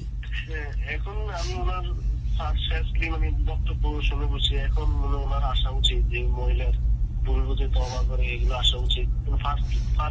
ফার্স্ট টাইমে এগুলো ঠিক হয়েছে না, এখন যে উনি এভাবে নিজে প্রতিষ্ঠিত হয়েছে সব দিক দিয়ে, এখন আসা উচিত আমার মনে হয়। জি, থ্যাংক ইউ। এরকম আপনাকে অনেক ধন্যবাদ আমাদের সাথে থাকবার জন্য। এরকম বিভিন্ন রকমের মতামত এবং ইনফরমেশন তো আসবেই। পাশাপাশি এটি সত্যি যে পরিমাণ স্যাক্রিফাইস, যে পরিমাণ কষ্ট সে করেছে তার রিকোয়ারমেন্ট ফুলফিল করতে গিয়ে। আগে রিকোয়ারমেন্ট ছিল একটা বাড়ি, তারপর রিকোয়ারমেন্ট ছিল তার যেন ইনকাম সোর্স অন্তত এই পরিমাণ হয়। পরে পরে এই রিকোয়ারমেন্ট বাড়তেই থাকছে। এখানে একটা বেসিন দিতে হবে, এখানে একটা অমুক করতে হবে, এখানে একটা তমক করতে হবে। ওই করতে করতে তার জীবন এখন একেবারে টালমাটাল অবস্থায়। কিন্তু যাকে পাওয়ার জন্য এত চেষ্টা, সে মেয়ে কিন্তু আর ঘুরেও তার দিকে তাকায় না। আসসালামু আলাইকুম। আসসালামু আলাইকুম। আমি শুনতে পাচ্ছি। শুভ নববর্ষ। আমি গেস্টের সম্বন্ধে কিছু কথাবার্তা বলতে প্লিজ বলুন, শুনতে পাচ্ছি। গেস্টের কাছে আমার একটাই রিকোয়েস্ট, তাকে এই দায়িত্ব বলা উচিত যে পাশাপাশি আমি বলিনি কিছু কথাবার্তা যে ভাই মোটিভেট হন। আপনি এইভাবে চিন্তা না করে আপনি এইভাবে চিন্তা করেন যে সে যদি আমাকে ছাড়া হেঁটে থাকতে পারে, আমিও হেঁটে থাকতে পারবো। করা হবে ভালোবাসাটা থাকবো কাছে না হয় অপেক্ষায়, ঠিক আছে? এটাই রিকোয়েস্ট ভাই, মেন্টু ভাই, আপনি আপনাকে একটাই রিকোয়েস্ট যে মোটিভেট হন। আপনি তাকে দেখিয়ে দেন, ঠিক আছে? যে মানুষটা আপনার জন্য না, সেই মানুষটা কখনোই আপনার জন্য না।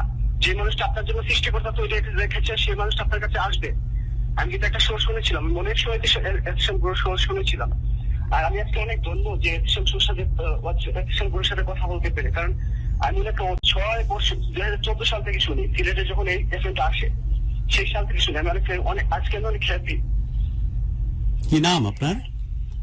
সিলেট থেকে সিয়াম। আর রুনা আপুর ছোট ভাই, ফয়সাল ভাইয়ের ছোট ভাই বলতে পারি। সবাইকে অনেক শুভেচ্ছা, রুনা আপুকে, ফয়সাল ভাইকে। সিয়াম, অনেক কৃতজ্ঞতা আপনার জন্য। আমার ব্রেনে যে জিনিসগুলো ঘুরতেছিল, যে কথাগুলো ঘুরতেছিল, আপনি খুব সুন্দর করে খুবই সংক্ষেপে সেই কথাগুলো বলেছেন। আমাদের গেস্টের কাছে এটাই রিকোয়েস্ট ভাই, যে আপনার জন্য না তার জন্য কখনো কানাকাটি করা উচিত না, কারণ আমরাও লাইফে অনেক কিছু করেছি। ভালোবাসাটা থাকুক আক্ষেপে না হয় অপেক্ষায়, ঠিক আছে? আর আমার তো হুজবাম করতেছিল, খাড়া হয়ে গেছে কথা শুনে। ভালোবাসা থাকুক আক্ষেপে না হয় অপেক্ষায়। এই না হলো আমার ভক্ত। এই আমার তো আত্মা ভর করছে রে ভাই তোমার উপর। আমি শ্যাম আমার ভক্ত নাকি আমি তোমার ভক্ত? ভালোবাসা থাকুক আক্ষেপে না হয় অপেক্ষায়। আমি অনেক হ্যাপি যে আমার ফ্যান ফলোয়ার বা আমার লিসেনাররা এত দারুণ প্রজ্ঞা নিয়ে থাকে।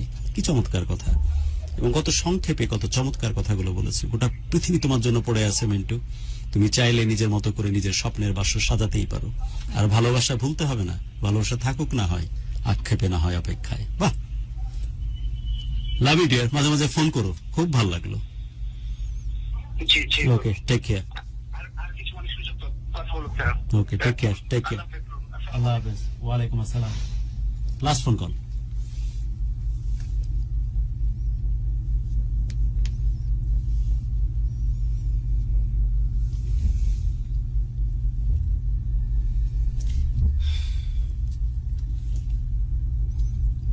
অনেকেই আছেন আমাদের সাথে। আয়ুব আনসারি আছেন, ওয়ালিউল্লাহ বাসির আছেন আমাদের সাথে, এমডি বকুল মিয়া আছেন, এমডি সৈকত আমাদের সাথে আছেন, রবিউল ইসলাম আমাদের সাথে আছেন, এমডি হারুন আমাদের সাথে আছেন, টি আর হিমেল খান আমাদের সাথে আছেন, ইমরান খান হুমায়রা নুসরাত, রবিউল ইসলাম, অনেকেই আমাদের সাথে আছেন এবং আমাদের আজকের গল্প নিয়ে অনেকে অনেক কিছু নিজেদের মতামত লিখছেন, কমেন্ট করছেন। আমরা প্রতিটি কমেন্টই দেখছি, কিন্তু প্রতিটি কমেন্ট আসলে সবসময় পড়া সম্ভব হয় না। তাও কিছু তো কমেন্ট অবশ্যই পড়বো। এমডি জুবায়েদ আহমেদ আকাশ লিখেছেন, মিঠু ভাই আপনি ধৈর্য ধারণ করুন ইনশাআল্লাহ।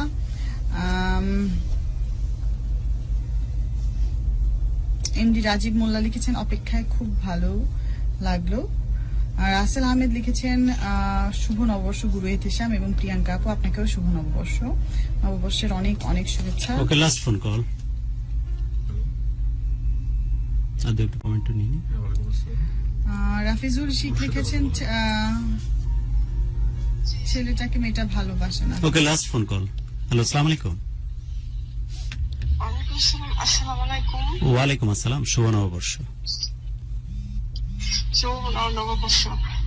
গুরু, আপনার সাথে কথা বলে মানে খুব ভালো লাগতেছে। আসলে আমি পুরো অনুষ্ঠানটা শুনছি, ভাইয়ার জন্য খুবই খারাপ লাগতেছে।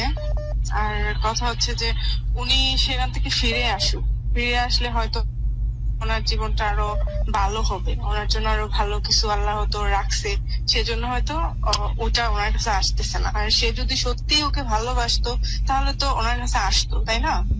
একদমই তাই, যেমনটা বলছেন একই রকম চিন্তা, এরকম কথা আমার মধ্যে। সে ওখান থেকে ফিরে আসা উচিত, তাহলে উনি আরো ভালো থাকতে পারবে। অনেক কৃতজ্ঞতা, অনেক চমৎকার এই ফিডব্যাকের জন্য।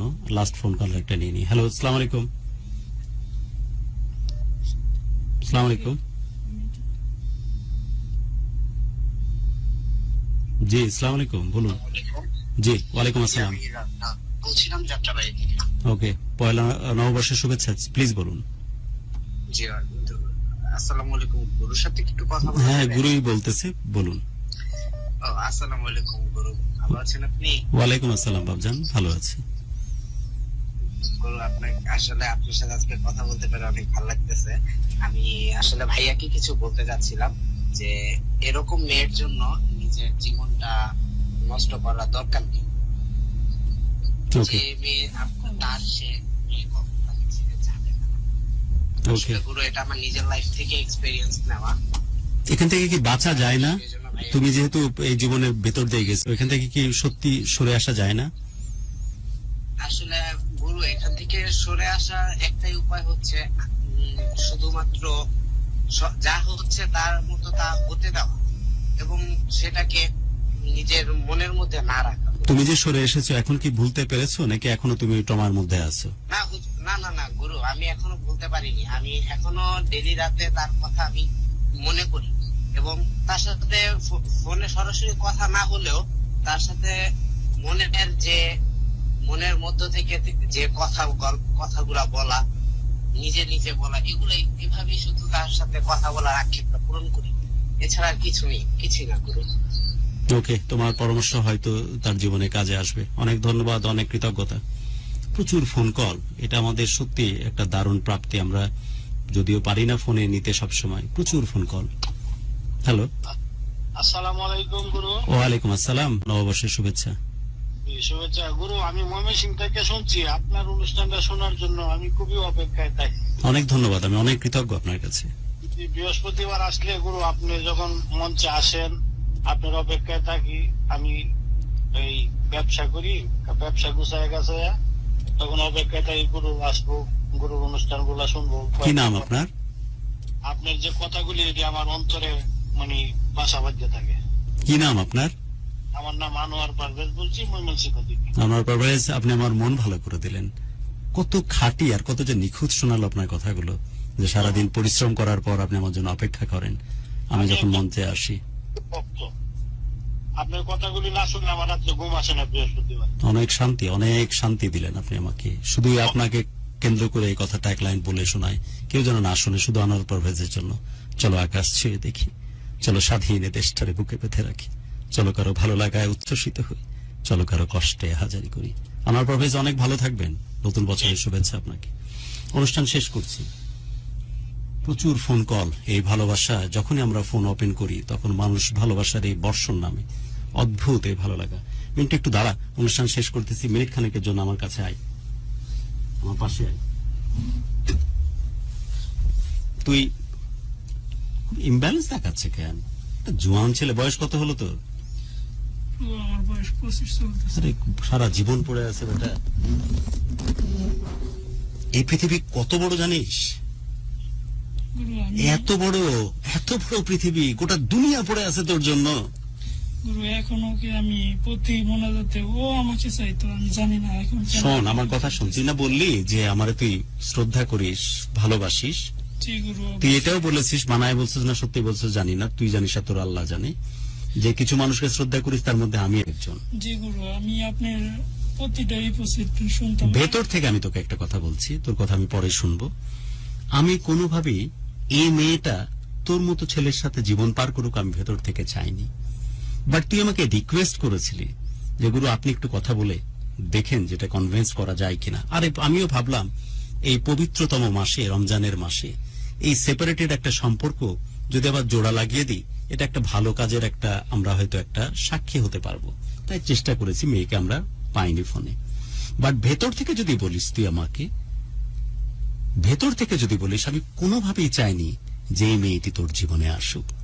যে মেয়েটি তোর ঘরে পা দেওয়ার আগে তার এত রিকোয়ারমেন্ট, যে রিকোয়ারমেন্ট ফুলফিল করতে গিয়ে, আমি শেষ করি, যে রিকোয়ারমেন্ট ফুলফিল করতে গিয়ে তোর জীবন একেবারে ছেঁড়াবেড়া হয়ে গেছে। তুই এখন একটা মানুষ, সশরীরে তো দাঁড়িয়ে আছিস ঠিকই, কিন্তু এত পরিশ্রম, এত কষ্ট আর আপনার ট্রমা নিতে গিয়ে তুই নিজেকে শেষ করে দিয়েছিস। আমি চাইনি, আমি ভেতর থেকে যদি বলিস, তোর আমি বড় ভাই হিসেবে বলতেছি, আমি চাই না যে মেয়েটি তোর জীবনে ফিরে আসুক। বাট ওই মেয়েটা আসলে হয়তো তোর জন্য আমি হাত জোড় করে বিনয় করে মিনতি করে তাকে চাইতাম যে ফিরে আসুক।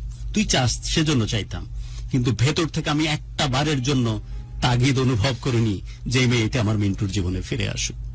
মিন্টু, আল্লাহর পৃথিবী অনেক বড়, এই পৃথিবীতে যে কত কিছু ভালো কিছু তোর জন্য ওয়েট করতেছে তুই কল্পনা করতে পারবি না।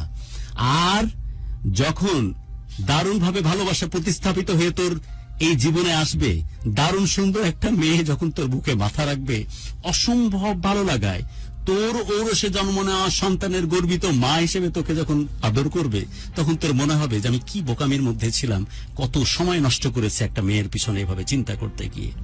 এবং বিশ্বাস কর, আল্লাহ রাব্বুল আলামিন এত যত্ন করে তার এই আশরাফুল মাখলুকাতকে সৃষ্টি করেছেন তিনি, যে সমস্ত কিছু ওভারনাইট প্রতিস্থাপিত হয়ে যায় আক্ষেপে বা অপেক্ষায়। হয়তো তোর ব্রেনে থাকতে পারে, যেমনটা আমার ওই বন্ধুটা বলল সিলেট থেকে শ্যাম, বাট তোর সমস্ত কিছু ভুলে যাবে এরকমই একজন সহধর্মিনী, এমনই একজন সঙ্গী তোর জীবনে আসবে।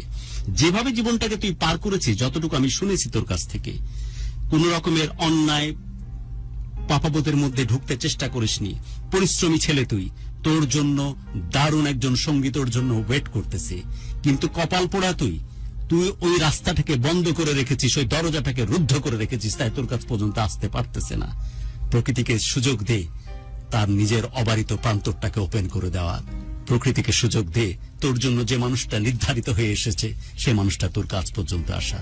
প্রকৃতিকে সুযোগ দে তোদের ঔরসে যে সন্তান জন্ম নেওয়ার কথা, সেই পরিস্থিতির দিকে আস্তে আস্তে এগিয়ে যাওয়ার। এই মেয়েটা যেহেতু কোনো ড্রাগস এর মধ্যে যাসনি, তো এই সম্পর্কের যে ব্যাপারগুলো, এটাও কিন্তু একটা অ্যাডিকশনের মতো। আমি বিভিন্ন সময় এক্সাম্পলটা দিই। এখানে একটা নিউরোলজিক্যাল সেট আপ থাকে ব্রেনের মধ্যে, এখানে বিভিন্ন কুঠুরি আছে। এরকম একটা কুঠুরি আছে যেখানে ধর, আমি কি দিয়ে উদাহরণ দিব, যেমন ধর এই যে মাথা টিপলাম, তোর একটু ভালো লাগতেছে না? মাথা টিপলে একটু শান্তি শান্তি লাগতেছে না? এই শান্তি লাগাটা এখানে তৈরি হয়, ওখানে একটা কুঠুরি আছে। ঠিক সেই রকম ওই মেয়েটার কথা ভাবলেই এখান থেকে একটা রঞ্জক পদার্থের নিঃসরণ হয়। রঞ্জক পদার্থটা যখন এই কুঠুরি থেকে বের হয় তখন কিন্তু শান্তি শান্তি লাগে, তাই তুই মেয়েটার কথা সবসময় ভাবিস। এবং এই ভাবতে ভাবতে আস্তে আস্তে ডিপের মধ্যে ঢুকতে ঢুকতে ঢুকতে ওখান থেকে আর বের হতে পারতেছিস না। শুধু আরেকটা ভালো লাগা দিয়ে এটাকে প্রতিস্থাপিত করে দেখ, ওখান থেকে আবারও রঞ্জক পদার্থ। রঞ্জক পদার্থের মানে কিন্তু এই না যে শুধু ওই মেয়েটার কথা ভাবলেই আসবে, তা কিন্তু না।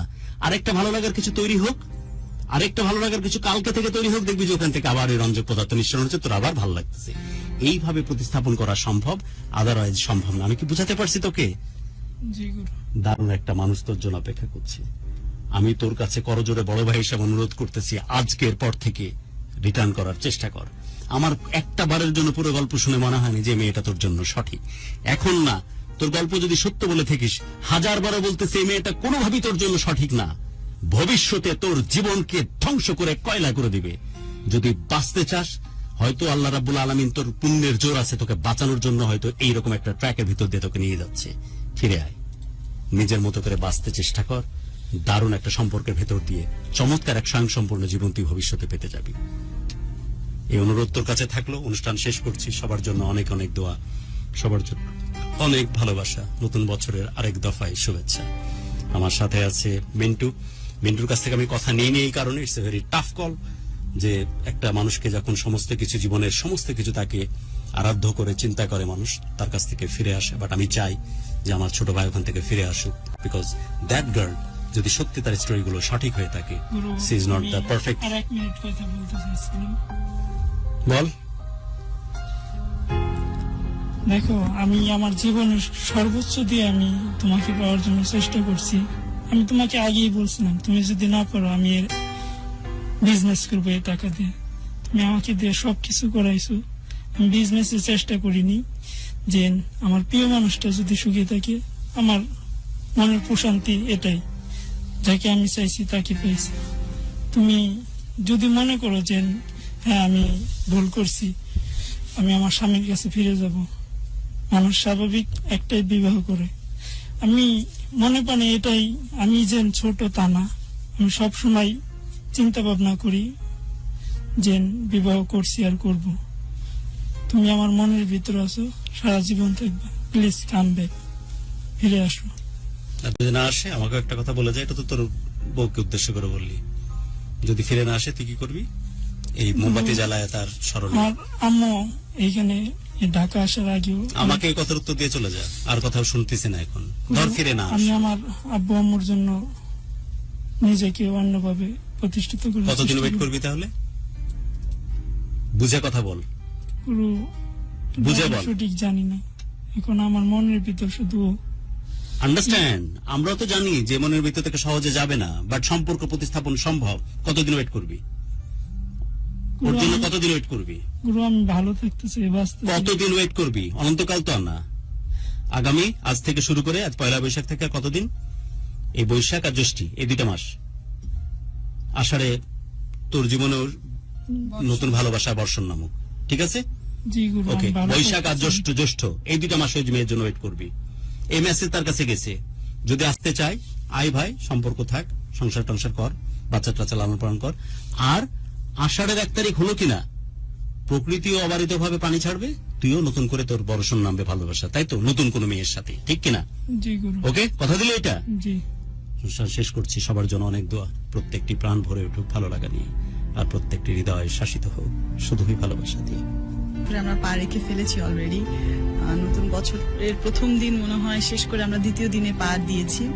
সো নতুন বছর সবার জীবনে নতুনত্ব নিয়ে আসুক এই কামনায় আজকের ভালোবাসার বাংলাদেশের এই স্টুডিও থেকে বিদায় নিচ্ছি। আগামী পর্বে আপনাদের সাথে আবারও কথা হবে, দেখা হবে, এবং আমাদের সাথে তো নতুন একজন অতিথি অবশ্যই থাকবেন, ভালোবাসার গুরু থাকবেন। সো আজকের মতো বিদায় নিচ্ছি। সবাই ভালো থাকুন, সুস্থ থাকুন, বেশি বেশি করে ঢাকা FM 90.4 শুনতে থাকুন।